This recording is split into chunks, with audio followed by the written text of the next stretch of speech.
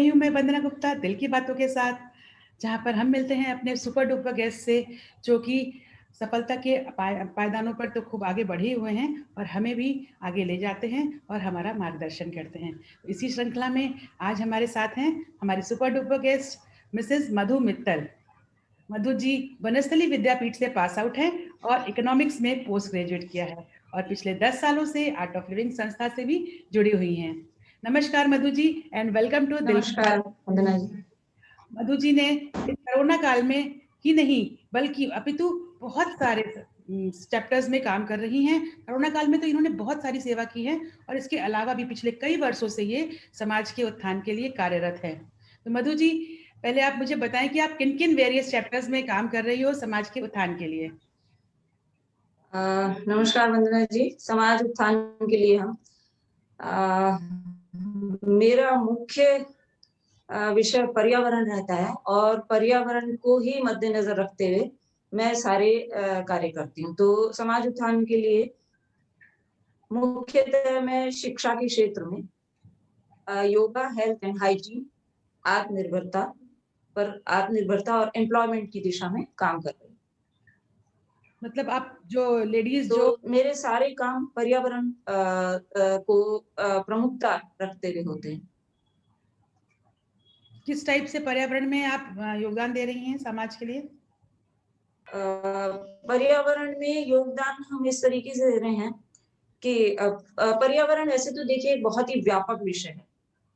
हम जिंदगी के लाइफ के जिस भी मोड़ पर चले पर्यावरण हर जगह है और हर पहलू से हम पर्यावरण को जोड़ सकते हैं। हर पहलू पे हम पर्यावरण को साथ रखकर काम कर सकते हैं। तो पर्यावरण के उस पे हमें स्वच्छता से लेकर के एसयूपी सिंगल यूज प्लास्टिक जो कि आज हमारे लाइफ स्टाइल में समाज में बहुत ही व्यापक रूप से फैल चुकी है, व्याप्त हो चुकी है और इसके हम गुलाम हो चुके हैं।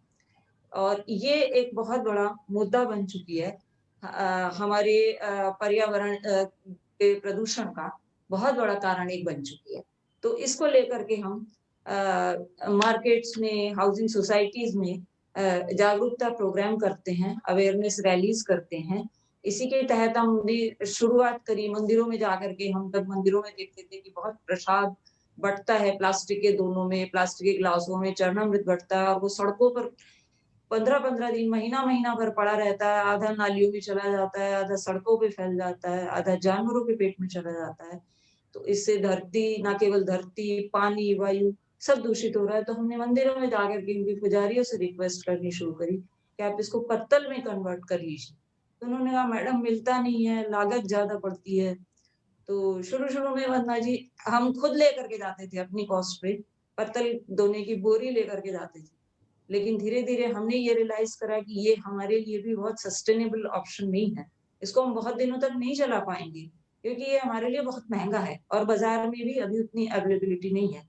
तो इसी के चलते जन्माष्टमी का अवसर था और हमने अपनी तरफ से ₹1000 ग्लास पेपर ग्लास ला कर के दिए। अगले दिन जब वो पेपर ग्लास सड़कों पे पड़े दिखे, तो मुझे लगा ये ₹1000 तो यार इस तरीके से हमारे पानी में चले गए, एक ही टाइम में। तो फिर हमने स्टील ग्लास 50 में स्टील ग्लास से हमने शुरुआत करी, हमने खरीदे और फिर वो हमने लोगों को उपलब्ध कराने शुरू कर, जो कि हमें इस काम में सफलता मिली और लोगों ने भी पसंद किया ये काम। हमने पहले जाकर के हम खुद खड़े हो जाते थे और धोते थे। उनको ये होता था कि हम इनको धोएँगे मैडम, एक और काम है। तो हमने कहा ठीक है आप इस्तेमाल करिए, हम धोएँगे। उसके बाद धीरे-धीरे जब हमें इस काम में सफलता मिली, तो शुरू में मैंने अपने ही से फाइनेंस करके इन ग्लासेस को खरीदा। उसके बाद धीरे-धीरे मेरे साथ आप समझती हैं वंदना जी, एक कदम आगे बढ़ाइए आप निस्वार्थ भाव से समाज सेवा में, 100 कदम आपके साथ स्वयं जुड़ जाते हैं। बहुत सारे स्वयं सेवक वॉलंटियर्स मेरे साथ जुड़ गए और इसको हमने बढ़ाते-बढ़ाते फिर हमने 100 की संख्या बढ़ाई और हमने पूरे सेट थाली, ग्लास, कटोरी, चम्मच पूरे सेट कर दिए। आज की तारीख में हमारे पास 250 का पूरा सेट है। 1000 से ज़्यादा हमारे पास बर्तन हैं, सर्विंग डिशेज़ भी हैं और ये कार्य हमारा लोगों को बहुत पसंद आया। इसमें हमें बहुत सफलता मिली। ऑल्दो थोड़े से इसमें हमें डिफ़िकल्टीज़ आती हैं, बट आप कहीं भी चलें ज़िंदगी के किसी भी मोड़ पर परेशानियाँ तो आती ही हैं। और दूर भी हो जाती हैं। आपका संकल्प चाहिए, काम करने के लिए आपका आत्मविश्वास, धैर्य चाहिए। तो वो सब भी पार हो जाती हैं, बट मैं बहुत खुश हूँ और मुझे बहुत आत्मसंतोष मिलता है, जबकि जब मुझे लगता है मैं अपनी धरती माँ की कुछ सेवा कर पा रही हूँ। और मैं इतने सबसे प्रमुख मुद्दा कि हम हज़ारों लोगों का माइंडसेट चेंज कर पा रहे हैं, जो कि सबसे बड़ी बात है। अगर एक बार आदमी का आप माइंडसेट चेंज कर देंगे, तो वो अपने आप ही स्वयं ही उस दिशा से हट करके दूसरी दिशा में, अच्छी दिशा में चला जाए। दूसरा हमने सनशाइन एनजीओ के साथ जुड़ करके आर्थिक रूप से पिछड़े वर्ग के बच्चों की शिक्षा के लिए कार्य किया। क्योंकि ट्यूशन स्कूल्स चलते हैं, उसमें हमने जा करके बच्चों को मैं पढ़ाती हूँ। 6-7 साल मुझे हो गए बच्चों को मैं पढ़ाती हूँ और उसके थ्रू मुझे बहुत अवसर मिलते हैं, समाज सेवा का कार्य करने के बच्चों के थ्रू। तो बच्चों को भी मेरा मेन टॉपिक वहाँ पर भी पर्यावरण रहता है। मैं वहाँ जितने भी एजुकेशन का कार्य कराती हूँ, जितना भी और हर त्योहार में वहाँ बच्चों के साथ सेलिब्रेट करती हूँ। बट सब में मेरे जन्माष्टमी लाइक में सेलिब्रेट अगर करती हूँ या दुर्गा पूजा में सेलिब्रेट करती हूँ, तो उनसे पोस्टर भी बनवाती हूँ, तो यूज्ड पेपर को अदर साइड से मैं बोलती हूँ, बेटा इनको यूज़ करो। मैं एम्प्टी बैग्स ले जाती हूँ, बोलती हूँ इनको यूज़ करो, इन पे आप अपनी ड्राइंग, पेंटिंग, पोस्टर बनाओ या कपड़ा ले जाते हैं और एवरीथिंग इज़ रीयूज़, रिसाइकल।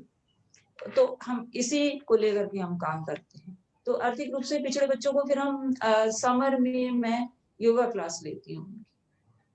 जब समर में स्कूल बंद हो जाते हैं उनके, तो मॉर्निंग में 7 टू 9 हम पार्क में उनकी योगा क्लास लेते हैं। योगा के थ्रू हम उनकी हेल्थ योगा आप समझ सकते हैं, ये सिर्फ एक शारीरिक व्यायाम नहीं है। ये मन और तन को उस पराशक्ति से जोड़ने का एक बहुत ही बड़ा साधन, उत्तम साधन के द्वारा हम बच्चों को हम फिट रख सकते हैं, स्वयं को फिट रख सकते हैं। एक स्वस्थ वातावरण में, खुले पार्क में जब हम प्रकृति के बीच में बच्चों के साथ हम बातें करते हैं, उनको योगा कराते हैं, ओम का उच्चारण करते हैं, तो बच्चे स्वयं ही एक अलग ही शांति का अनुभव करते हैं। बच्चे स्वयं प्रकृति से जुड़ जाते हैं।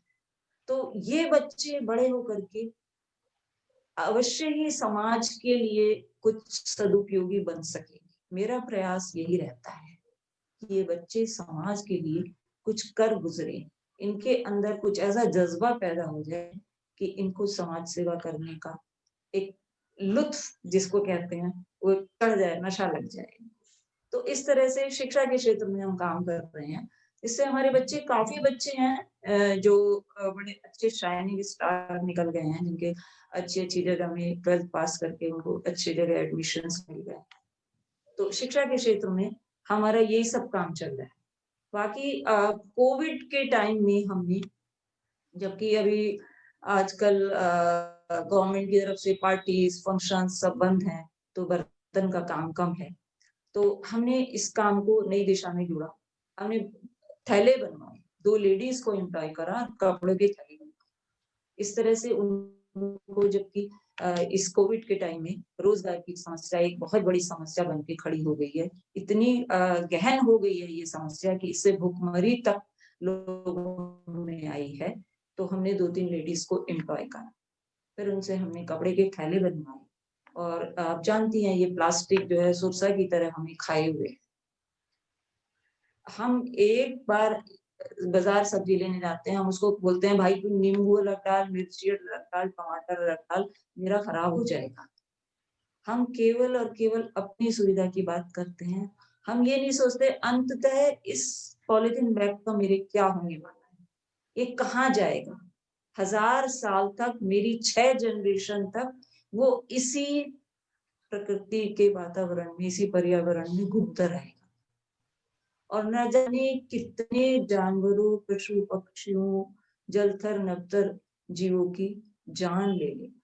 तो इस तरह से हमने कपड़े के थैले बनवाए, 2 लेडीज़ को भी हमने उससे जोड़ा और उनको भी एम्प्लॉयमेंट मिला, उनको भी कुछ आर्थिक मदद मिली और ये थैले हम दुकानदारों, सब्जी वालों पर ले जाकर के हमने उपलब्ध कराए।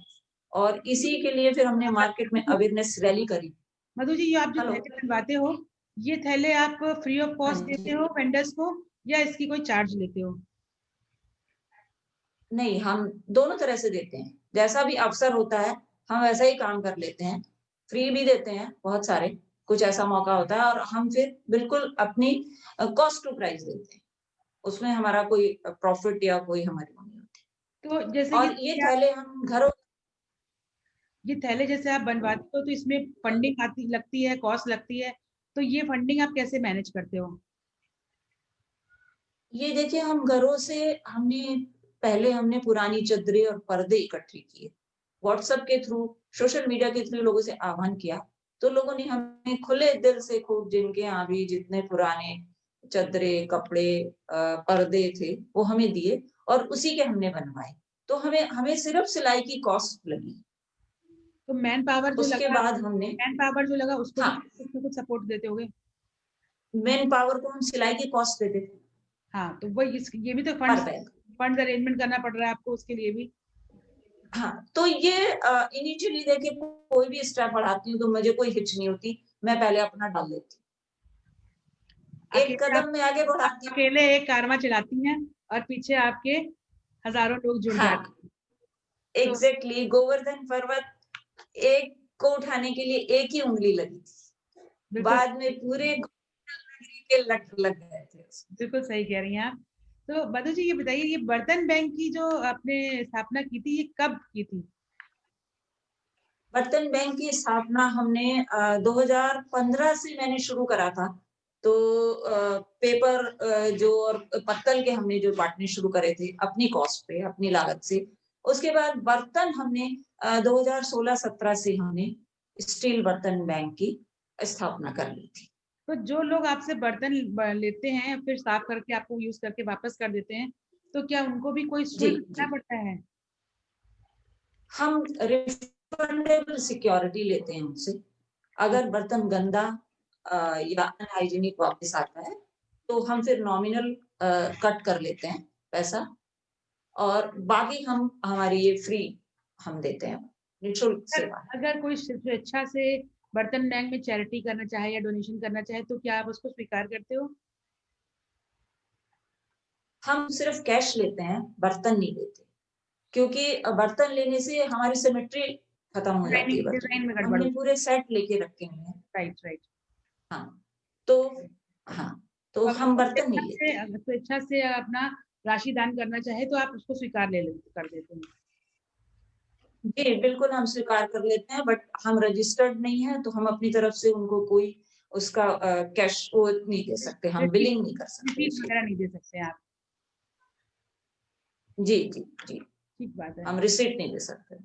तो काम तो आप इतना बढ़िया कर रही है कि बस सलाम करने को दिल चाह रहा है आपको कि इस उम्र में भी और ये जज्बा है आपका कि जवानों में भी ये जज्बा होना मुश्किल पार मिल सकता है। तो जो ये आप सेवा कार्य कर रही हैं इसमें तो बहुत सारे चैप्टर्स में आप काम करी, तो इसमें आपका एक मेन मुद्दा जिसपे आप जो सबसे आपको प्यारा लगता हो उसके बारे में बताइए, क्योंकि आप तो विद्या में भी काम कर रहे हो, पर्यावरण में भी काम कर रहे हो, हेल्थ में भी काम कर रहे हो। एक जो सबसे दिल के करीब आपके चैप्टर हो उसके बारे में कुछ बताइए। मेरे दिल के करीब पर्यावरण ही है, प्रकृति मेरे दिल के सबसे ज़्यादा करीब है। ये धरती माँ मेरे दिल के सबसे ज़्यादा करीब है और जो भी कार्य मैं करती हूँ, इसी की सेवा के लिए मैं कर रही हूँ और ये ही मेरे जीवन का इस अवस्था में अंतिम अवस्था में रादर ये अंतिम अवस्था ही कहनी चाहिए जीवन की। उसमें मेरा यही उद्देश्य है कि मैं जितनी इस धरती माँ की सेवा करती जाऊँ, उतना ही मेरे लिए आप कम है। इतने सालों से सेवा कार्य में लगी हुई हैं, तो कोई एक छोटा दृष्टांत बताएं जो आपको दिल को छू गया हो, मर्मस्पर्शी हो।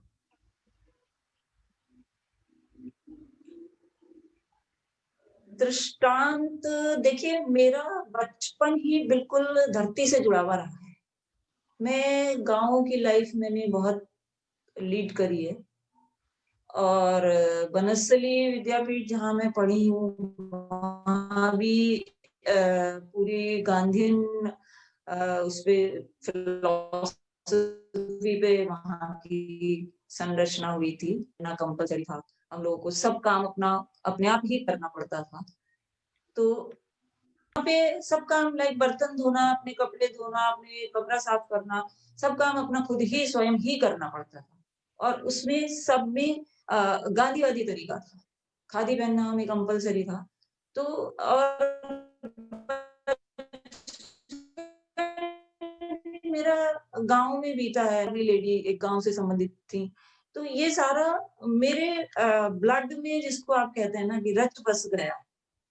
और मैंने देखी है वो ज़िंदगी कैसे हम खुली छत पे चारपाइयों पे सोते थे, कैसे पेड़ों के नीचे खेलते थे और जॉइंट संयुक्त परिवार होते थे। बहन-भाइयों के साथ किस तरह से खेलते थे, दोपहर में चटाइयाँ बिछ जाती थी, तो वो चीज़ इस तरह की व्याधियाँ हैं। तो वो मुझे कहीं न कहीं दूर से एक अंदेशा होता है कि हमारी बहुत ज़्यादा भौतिकतावादी लाइफ़ स्टाइल का नतीजा है। जो हम इतनी व्यस्त ज़िंदगी जी रहे हैं, उसका एक ये नतीजा है कि हमारे पास भले ही पैसा काफ़ी है, साधन बहुत हैं, लेकिन हमें शांति नहीं है मन की, सुकून नहीं है। ज़िंदगी लंबी हो गई है 90 साल लेकिन क्वालिटी नहीं है हमारे पास। आप जैसे इतने ये सेवा कार्य चीज़ें आप जैसे इतने सेवा कार्य जी, कर आपके आप जैसे इतने सेवा कार्य करते हो, तो इसमें कभी-कभी कोई जी। परेशानी भी आपको अनुभव होती होगी। तो किस टाइप की परेशानियाँ आपको जी, सेवा कार्यों में अनुभव हुई हैं? जी, बिल्कुल परेशानी आती है। वॉलंटियर्स आते हैं, चले जाते हैं। मन है आदमी का, मन तो हवा से भी तेज गति से चलता है, आप जानती हैं। तो मन बदलता है, मन बदलते समय नहीं लगता और हमारा जो कार्य है कि हम स्कूलों में जाकर के रैली कर रहे हैं, हम पिछड़े वर्ग में ज़्यादा जाते हैं, हम ऐसे सरकारी स्कूलों में जाते हैं, मार्केट में जाते हैं, रैली करते हैं। सामान्यतः लोगों को पसंद नहीं आता। लोग इसको थोड़ा-सा निम्न दृष्टि से देखते हैं कि सड़कों पे उतर कर के आप बात किससे कर रहे हैं? वेंडर से कर रहे हैं, सफाई कर्मचारियों से बात कर रहे हैं आप। उनमें जागरूकता लाने की कोशिश कर रहे हैं। तो इसके लिए लोग थोड़े दिन साथ चलते हैं, फिर छूट जाते हैं, बट मुझे कभी कोई परेशानी का अनुभव नहीं होता। मुझे किसी से कोई गिला-शिकवा नहीं। आते हैं, जाते हैं, यही ज़िंदगी का दस्तूर है। आना और जाना, यही इसी तरह से हर किसी की ज़िंदगी चलती है। थोड़ा-सा क्लेanलीनेस के उस पे जाते हैं, पॉलीथीन मुहिम पे जाते हैं और हम किसी जैसे गवर्नमेंट ने बहुत सारी सुविधाएँ अब दे रखी हैं, स्वच्छता महुआ ऐप दे रखा है, आपका सिटीज़न चार्टर ऐप दे रखा है, आप वहाँ पे जाके अपनी कंप्लेंट लोड करिए। आप फ़ोन के थ्रू कंप्लेंट उसमें ज़रा लोग कम आगे आना चाहते हैं। उनको लगता है शायद हमारा कहीं नाम आ जाएगा, हम पर्दे के पीछे से काम करें, तो आई डोंट केयर। और बिल्कुल मुझे उसकी कोई चिंता नहीं रहती, वो काम आगे बढ़ के मैं कर लेती हूँ। और हमने अपने सेक्टर की सफाई की दशा में हमने मार्केट के अपने बहुत सुधार हमारे मुहिम से आया है। इस बात का मुझे बहुत बड़ा संतोष है, बहुत बड़ा आत्मसंतोष है मुझे कि मेरे कार्य से अगर कुछ लोगों का भला हो रहा है, कुछ अच्छा हो रहा है, तो मैं बहुत खुश हूँ। इस उम्र में मधु जी का ये जज़्बा है। मैं एक बार फिर तहे दिल से उनको सलाम करती हूँ और मधु जी के लिए एक लाइन बोलना चाहूँगी, अगर तुम्हारे ख्वाब बड़े हैं अगर तुम्हारे ख्वाब बड़े हैं, तो संघर्ष छोटा कैसे हो सकता है? तो लेकिन आप तो अकेले चलते हो और कारवां आपके साथ चलता है और आपने जो ये मुहिम चलाई है प्लास्टिक हटाओ, धरती बचाओ, ये तो एक मतलब बिल्कुल ही लोगों को बिल्कुल जुड़ जाना चाहिए इसके साथ और अपनी धरती माता की रक्षा करनी चाहिए क्योंकि हमारे आने वाली जनरेशन वो सभी इस धरती पर आने वाली हैं और हमें ही इस प्रयास के लिए आगे बढ़ना है और अपने आने वाली जनरेशन को सिखाना है कि वो भी कैसे अपनी धरती माता को स्वच्छ सुंदर और पर्यावरण से मुक्त कर सुंदर बनाए। मधु जी, आप जो श्रम सेविकों से थैला बनवा रही हैं या मास्क बनवा रही हैं, क्या उसके कुछ सैंपल आपके पास हैं जो आप किस तरह से चीजें जी, बनवा रही हैं? वो आप दिखा सकते हो? जी, जी, जी। हम देखिए छोटे-बड़े सब साइज़ के बनवा रहे हैं। ये है और ज़्यादा सामान लाने के लिए ये है हमारे पास, जो कि और बड़ा है थोड़ा।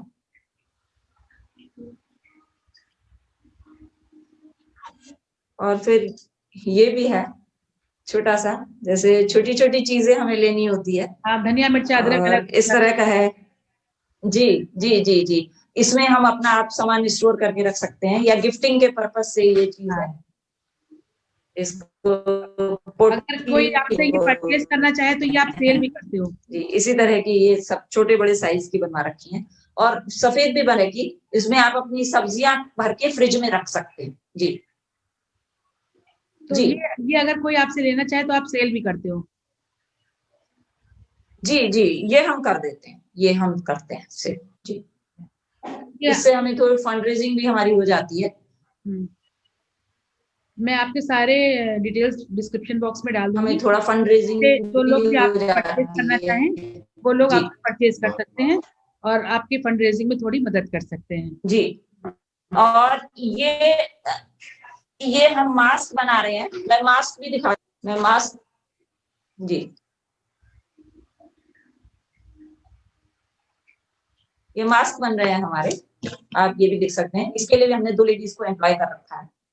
इन अलग अलग कार्यों के द्वारा हमने कम से कम 10-12 परिवारों को रोजगार दे रखा है।